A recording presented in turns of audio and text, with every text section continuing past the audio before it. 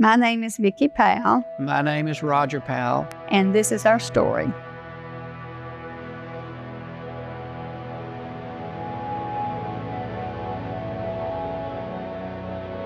Well, Vicki and I met on a motorcycle trip to Tallahassee Drive. I talked her into sitting on the motorcycle with me and riding back to Paris. So we started dating about a couple of months later. Yeah, it took me a while to catch you.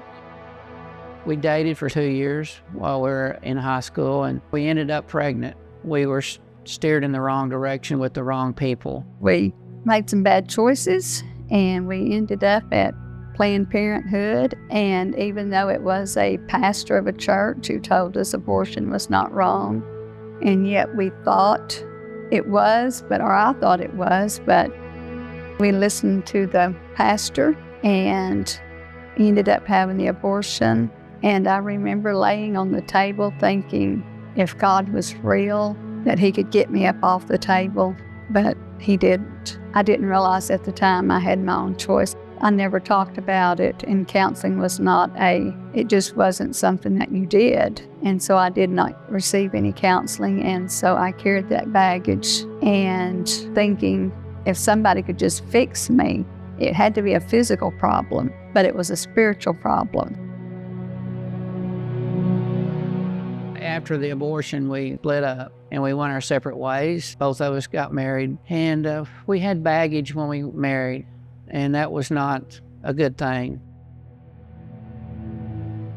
Well, I was married for 10 years. You were married for 13 years. Somehow or another, God brought us back together, and we got married in 1990. But we still had the baggage. We still had the baggage. Had the baggage. We never talked about it, what had happened. My sister-in-law and brother invited us to a banquet in Dallas to a pregnancy center fundraiser. We got there, and I really didn't know what we were going to, and if I knew where we were going, I might not have went. No, you wouldn't have. But God had plans. Yeah. We heard a speaker that had the same situation as we did. But his was in college. His was in college and ours was in high school. And after the banquet, we stayed up talking for several hours and crying and actually talked about what we had done. We opened the suitcase. It was the beginning of the healing. We came back to Paris, you remember, and I went to work the next Monday and was looking at the phone book to see what was in Paris for somebody that was in the same situation as we were. And there were 800 numbers to abortion clinics. When I called them, each one of them said that if I had a 12-year-old daughter, she could do that, and I would never know about it. All she had to do is just come in and say that it was going to be a mental distress for her. At the same time, that same 12-year-old daughter could not get a Tylenol at school without a parent being there. So I went to our counselor here, Pam Russell, and tried to get her to start a pregnancy center. And that's when she told us we needed to go talk to Brother Mike. We thought we was going to get kicked out of church. And, I was pretty sure he was going to kick us out. Brother Mike had said that they had been praying about starting new ministries in the church. Yes. God had plans for us to open a pregnancy center. And we needed to just start praying about it. And we got a group together, and every Wednesday night we met and prayed. And before long, things started happening. But remember when we went to the Bible study in Sherman for post-abortive people, the facilitator gave us our instructions for our next week, that we needed to go home and pray about who we needed to forgive. And I said, I've already dealt with all of that. She said, well, I think you may have some unforgiveness with somebody. And I knew exactly who she was talking about, and I thought, I'm not going to forgive them. But God had plans. After several months, finally we ended up going and talking to those who had wanted us to do the abortion, but we ended up asking them to forgive us. That was amazing to see, because I thought it was just all about me, but it was so neat to see that they needed that forgiveness. They needed it as much as I did. From there, went to Dallas to a conference on how to lead a post-abortive group, and told the facilitator there about asking those people to forgive us. And she shared that story, and the lady from the first time we went to Dallas was in the group. And so she asked us to come and share our story at First Baptist, downtown Dallas. Humbling. And I told the friends that I went with at lunch, Jane asked us to come and share our story. And they're like, do you know how big that church is? And I'm like, no, about 500 people.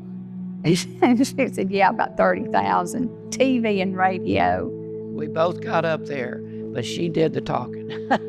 I didn't say anything. I don't think I did the talking. I think God spoke through me because I was blinded by the lights. Yeah, and I was standing behind her looking out over the crowd, and it was just thousands of people in this sanctuary, and these TV cameras were on, and the radio was on. It was live. We left there, and we looked at each other and said, what did we just do? What in the world? We just told the world our story, And that was the beginning of how the Paris Pregnancy Center got started.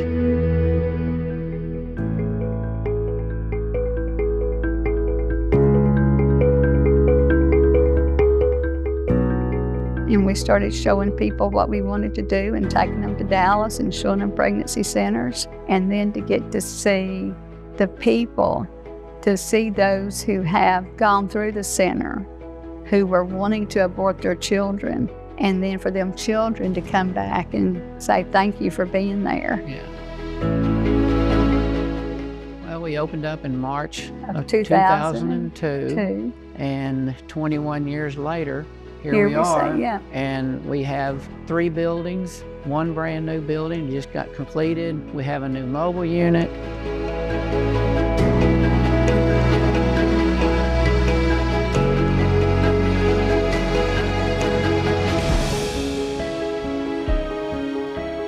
And we went from doing pregnancy tests, and then 2 years later, started the sonograms. And then just a few years later, we did the resale shop. And then the resale shop moved into the house next door, got the building across the street to move our medical in. And we are doing a Daniel's Memorial Garden. And it will be for people who have had abortions or miscarriages, where they can buy a plaque to put on the wall, and it'll just be a place where you can go and sit and pray and just kind of memorialize your baby. Now we're on the big journey of the maternity home.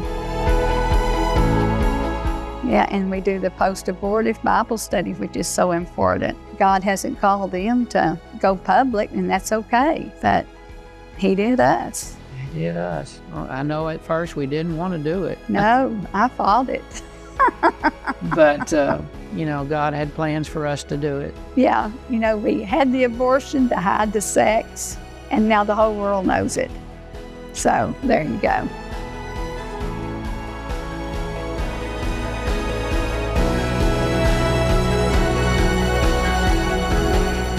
This ministry is all about the Lord. It's not about us. And He has orchestrated everything step by step and put the people in front of us that we needed to have to continue to grow. The neat thing is, we've had clients that come in that would say, we need a baby bed, and we wouldn't have any. And they would leave or start out the parking lot, and there would be somebody coming in with a baby bed. It's just been like that for 20 years. It has been amazing. We're just out there to save lives, to save these babies from abortion. We're just trying to do the right thing in God's eyes. So I think that's why it's been so successful, because we're just ordinary people. The verse in the Bible where God used the donkey, I feel like we're the donkeys. Because, people go, if they're doing it, it has to be God, because they don't have the sense to do it. We're just glad that we did this. We're able to share the gospel with each client who walks through the door, knowing that she's got God in her heart, because we were, knowing she's got hope. Hope in her heart. So it's amazing. God turned something that Satan meant for evil into a good thing. Yes, He did. And that just shows how God works, in people's lives, and how He can turn things around for you. You only trust. That's right.